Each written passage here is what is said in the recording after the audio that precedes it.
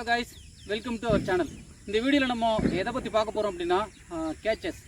அதாவது நம்ம ஃபீல்டிங் அப்படின்றது ஒரு மேட்சுக்கு ஒரு டீமுக்கு ஒரு பேக் போன்னு கூட சொல்லலாம். நம்ம வந்து சப்போஸ் பேட்டிங்கில் கம்மியான ரன்ஸ் அடிச்சிருக்கோம் அப்படின்னா நம்மளோட ஃபீல்டிங் எந்த அளவுக்கு நம்ம வந்து ஒரு ஒரு ஒர்த்தாக பண்ணுறோமோ, ஒரு பர்ஃபெக்டாக தப்பு பண்ணாமல் பண்ணுறோமோ அந்தளவுக்கு நம்மளோட ஸ்கோரை ஆப்போனண்ட்டுக்கு டபுளாக காமிக்க முடியும். ஸோ அதுக்கு முக்கிய காரணம் ஃபீல்டிங் தான். ஸோ வர்ற கேச்சஸை நீங்கள் கரெக்டாக எடுத்துட்டீங்க அப்படின்னா மேட்சோட ரிசல்ட்டே மாறும். ஸோ வாங்க வீடியோக்குள்ளே போகலாம். இப்போது உங்ககிட்ட ஒரு பால் வருது, ஹிப் லெவலில் உங்களுக்கு ஒரு பால் கேட்சுக்கு வருது அப்படின்னா உங்களோட பால் எப்படி நீங்கள் ரிசீவ் பண்ணணும் அந்த பால் அப்படின்னா, உங்களோட ஹேண்ட்ஸ் வந்து பாலுக்கு இந்த மாதிரி தான் போகணும். ஒன்று இந்த சைடு வருதுன்னா இந்த மாதிரி பாலை ரிசீவ் பண்ணணும்.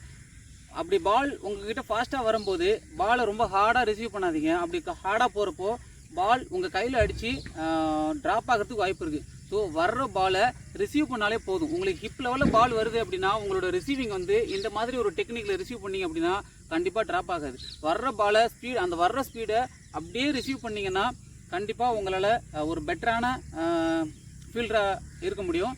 ஸோ இந்த டெக்னிக்கை யூஸ் பண்ணி கண்டிப்பாக ரிசீவ் பண்ணுங்கள். ஸோ செகண்ட் என்ன அப்படின்னு பார்த்தீங்கன்னா, இது நார்மலாக ரிசீவ் பண்ணுறது கேட்சிங் டைப்பு. இது செகண்ட் அடுத்து என்ன அப்படின்னு பார்த்தீங்கன்னா, உங்களோட கேட்ச் ஹிப்புக்கு மேலே வருது அப்படின்னா உங்களோட ரிசீவ் எப்படி இருக்கணும்னு பார்த்தீங்கன்னா, ரிவர்ஸ் கேட்சில் பிடிக்கணும். ஸோ உங்களோட கை வந்து எப்படி இருக்கணும் அப்படின்னு பார்த்தீங்கன்னா, இந்த மாதிரி தான் ஹோல்ட் பண்ணணும். ரிவர்ஸ் கிரிப்புன்னு சொல்லுவாங்க இதை. சப்போஸ் உங்களுக்கு ஹிப்புக்கு மேலே கேட்ச் வருது அப்படின்னா பெண்ட் பண்ணி இந்த மாதிரி பாலை ரிசீவ் பண்ணுங்கள். ரிசீவ் பண்ணும்போது கேட்சை வந்து மூஞ்சிக்கு நேராக ரிசீவ் பண்ணாதீங்க. இப்படி இந்த மாதிரி ரிசீவ் பண்ணாதீங்க.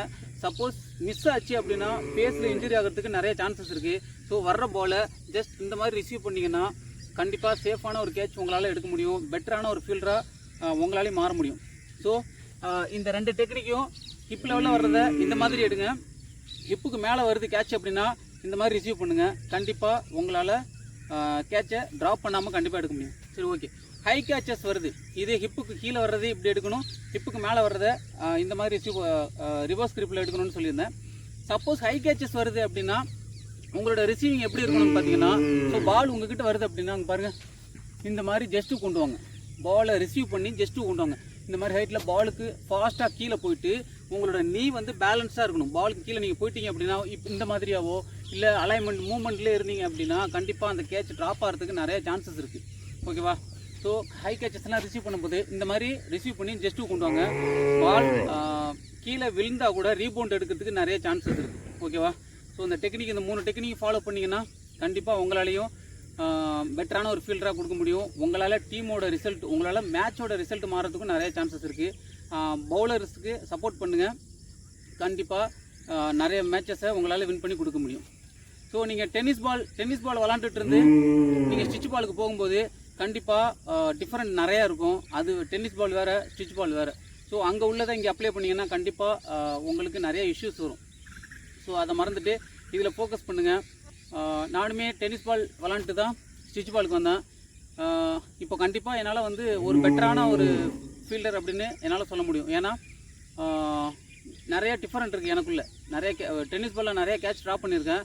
ஸ்டிச் பாலில் அந்தளவுக்கு என்னால் ஒரு எப்படி சொல்கிறது, கேச்சஸோட ட்ராப்போட இது எனக்கு கம்மியாக இருக்குது. ஸோ எஃபோர்ட் போடுங்க, ப்ராக்டிஸ் நிறையா பண்ணுங்கள். கண்டிப்பாக உங்களாலையும் பெட்டரான ஃபீல்டராக வர முடியும்.